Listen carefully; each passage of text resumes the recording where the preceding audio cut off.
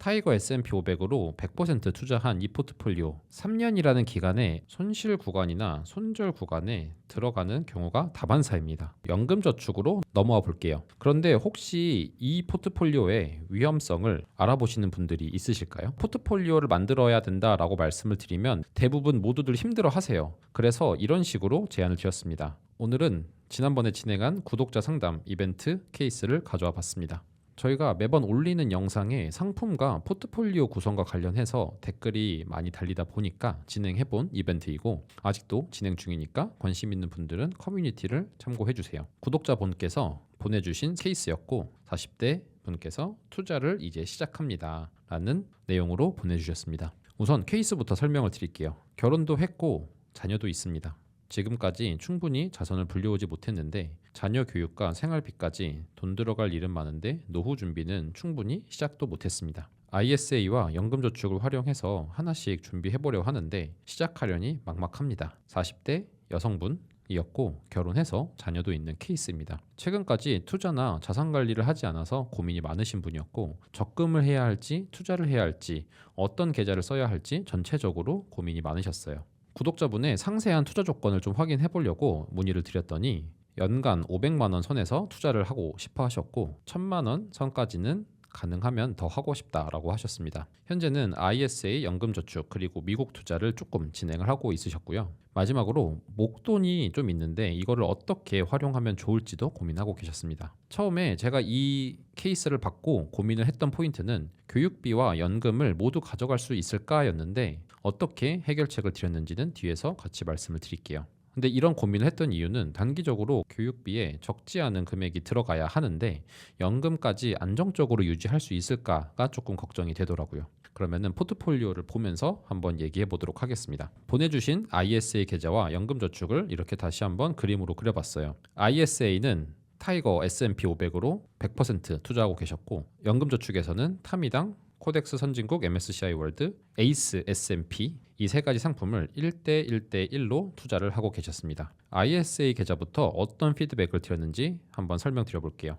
ISA 계좌로 투자한 자금은 3년 뒤에 교육비로 쓰고 싶어 하셨습니다. 결국에는 단기간만 투자할 수 있는 자금이겠죠. 그래서 이 포인트에서 제가 가장 중요하게 본 것은 3년 뒤에도 수익이 나고 있을 수 있을까? 이 포트폴리오로 였습니다. 타이거 S&P 500으로 100% 투자한 이 포트폴리오 제가 위에 띄워드리는 영상에서도 설명을 드렸지만 3년이라는 기간에 아무리 좋은 S&P 500의 적립식 매수를 해도 손실 구간이나 손절 구간에 들어가는 경우가 다반사입니다. 그래서 포트폴리오 조정을 제안드렸어요. 우선 제 입장을 말씀드리면 장기간 투자할 때 ISA 계좌에서 S&P 500을 투자하는 것 반대하는 것이 아닙니다. ISA 계좌로 S&P 500에 투자해도 당연히 좋습니다. 그런데 아무리 좋은 상품이라 하더라도 단기간으로 보면은 굉장히 위험합니다. 이분께서도 3년 이내에 써야 하는 자금이었고 교육비로 쓰겠다는 목표가 있기 때문에 혹시나 손실 구간에 들어간다고 하면은 손절 욕구가 굉장히 크게 작용할 것이라고 생각을 했습니다. 저는 대부분의 사람들도 크게 다르지 않을 거다라고 생각을 합니다. 그래서 중단기로 써야 할 자금은 가급적이면 안전하게 운용하자가 저의 피드백 포인트였습니다. 제가 찾아보니까 ISA에서 요새 제일 안전하게 가입을 할 수 있는 상품은 CD금리 ETF인 것 같더라고요.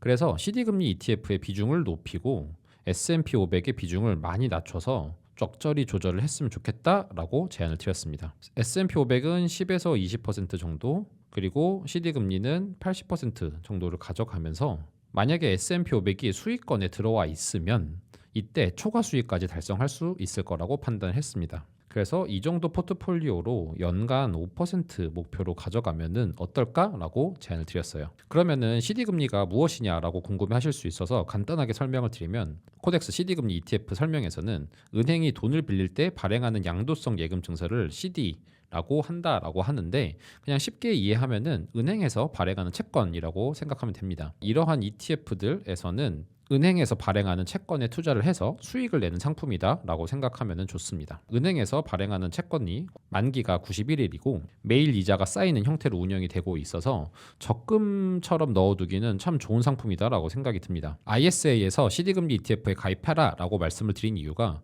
일반적으로 가입하는 적금 같은 경우는 이자를 받을 때 15.4% 세금을 내야 합니다. 그런데 ISA 계좌에서 적금처럼 운영을 할 수 있는데 안전하기도 하고 비과세 혜택까지도 누릴 수 있기 때문에 실제로 누릴 수 있는 이율이 조금 더 높다라고 판단을 했습니다. 그리고 시중에서 금리를 잘 주는 적금을 찾아보면 납입 금액을 제한해둔 상품들이 많은데 이론적으로 ISA 계좌에서 CD금리 ETF에 넣으면은 2천만 원까지는 한도 없이 넣을 수가 있습니다. 어디까지나 안전하게 운영을 해야 하는 분들을 위해서 가져온 상품이지 최고의 상품이다 이런 의미는 아닙니다. 또한 다른 채권 ETF보다 CD금리를 먼저 제시를 드린 이유는 변동성은 낮고 수익률은 3.64% 그리고 3.7% 이렇게 고정이 어느 정도 되어 있기 때문에 제시를 드렸어요. 혹시 이것보다 더 좋은 상품이 있고 알고 계신다면 댓글로 알려주셔도 좋겠습니다. 제가 코덱스를 광고하는 건 아니고요. 설명을 잘 해놔서 가져온 거고 참고만 해주시면 좋겠고 현재 유사한 상품은 삼성, 미래에셋, 농협, 키움에서 운영 중입니다. 그 다음에 막 투자를 시작하시는 분들이 제일 고민을 하시는 게 ISA 계좌로 투자를 하고 나서 세금을 얼마를 내야 할지 고민하시는 분들도 꽤 있더라고요. 그래서 제가 우선 어느 조건으로 어느 정도 수익률을 내야 비과세 혜택을 풀로 누리고 세금도 내야 하는지 한번 계산을 해봤습니다. 다들 아시다시피 ISA 계좌로 개별 주식도 투자가 가능한 거는 아시겠지만 개별 주식에서 발생한 수익금에는 아직 세금이 없죠. 금투세가 도입이 되기 전이기 때문에. 그래서 세금을 내기 위해서는 해외형 ETF나 아니면은 다른 금융 상품들 그리고 배당금을 받을 때 정도 세금을 내야 합니다. 그러면 우선 해외 주식형 ETF에 투자를 했다고 가정을 해보면 매년 초에 2천만 원씩 꼬박꼬박 넣고 복리로 3년간 2%의 수익을 내면은 수익금이 200만 원을 초과하기 때문에 세금을 내야 하는 경우가 발생합니다. 그런데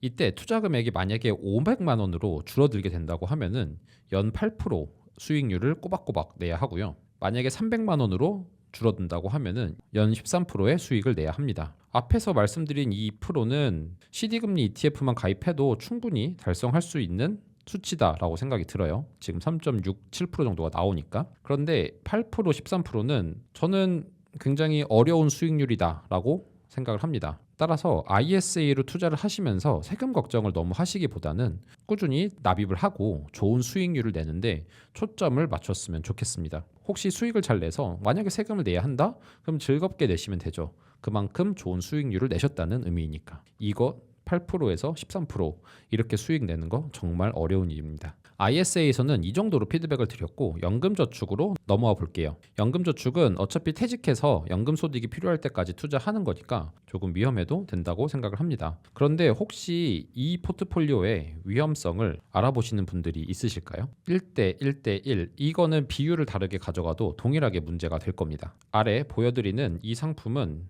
제가 미국에서 가져온 상품의 구성 종목입니다. 보시면 아시겠지만 다 미국 기업이죠. 이 기업들로 23%가 구성이 되어 있고 제가 좀 더 찾아보니까 미국 기업이 72%가 들어가 있더라고요. 이 상품은 코덱스 선진국 MSCI 월드에서 추정하는 지수를 동일하게 추정하는 미국 상품입니다. 따라서 미국 주식이 72%가 들어가 있기 때문에 우선 에이스 S&P 500이랑 타미당도 미국 상품들로 많이 겹치는데 여기에 미국 기업의 포션이 높은 코덱스 선진국 MSCI 월드까지 들어가 있어서 세 상품은 모두 다 양의 상관계수가 매우 높은 상품들입니다. 따라서 만약에 미국장이 안 좋아서 빠질 때가 되면은 이 세 개가 한 번에 미친 듯이 빠지는 경험을 하실 수 있습니다. 포트폴리오를 구성하는 이유는 떨어질 때 오르는 상품을 넣어두거나 아니면은 좀 움직임이 다른 상품을 넣어서 MDD 최대 낙폭은 줄이고 수익률은 좀 높이기 위한 것인데 이런 식으로 해두면은 갑작스럽게 폭락기가 와서 갑작스럽게 수익률이 빠지면은 버티기 굉장히 힘든 포트폴리오라고 할 수 있겠죠.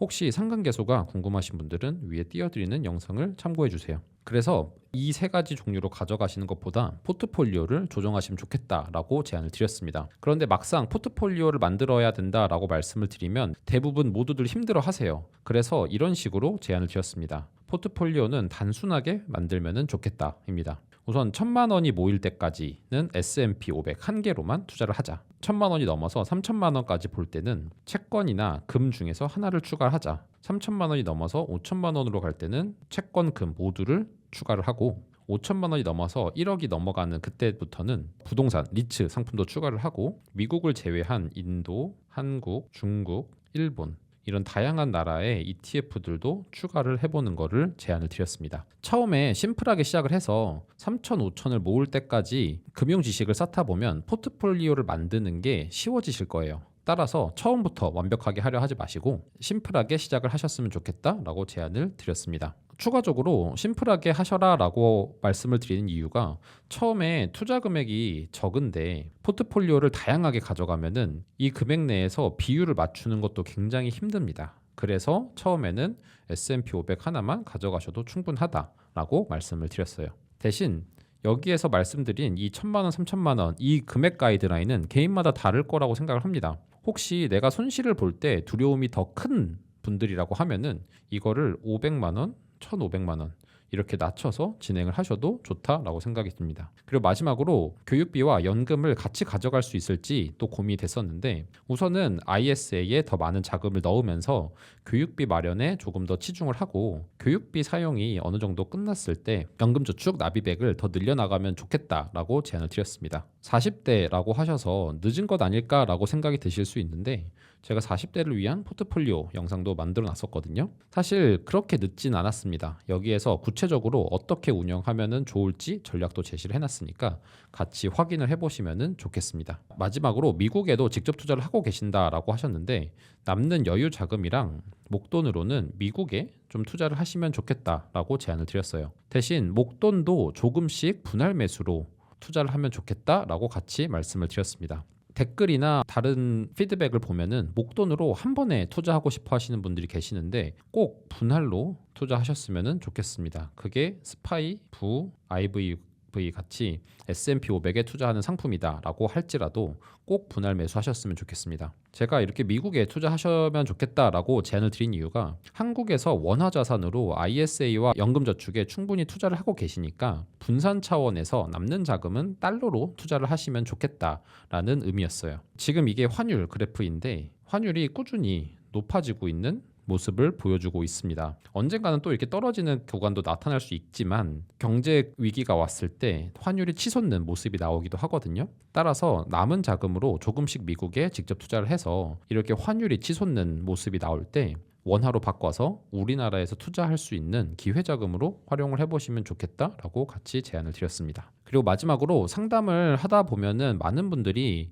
동일하게 하고 있는 실수인 것 같아서 이거는 한번 가져와 봤습니다. 동일한 상품을 회사만 다양하게 보유하고 계시는 케이스가 있더라고요. 여기 오늘 구독자분도 S&P 500을 타이거하고 에이스 두 개를 다 들고 계셨듯이 이런 식으로 들고 계시는데 사실 우리나라에 S&P 500이 14개가 있고 전부 동일한 상품입니다. 따라서 여러 개 회사 상품을 포트폴리오에 넣을 필요가 전혀 없어요. 다만 비교 분석이 좀 잘 안 되어 있어서 많이 헷갈려 하시는 것 같아서 저희 내돈내돈에서 별도의 사이트를 만들어 봤습니다. 설명란에 사이트 링크 넣어놨으니까 참고해 보시고요. 저희가 나름대로 기준을 세워서 평가 분석해 놨으니까 확인해 보시고 투자하시는데 도움되면 좋겠습니다.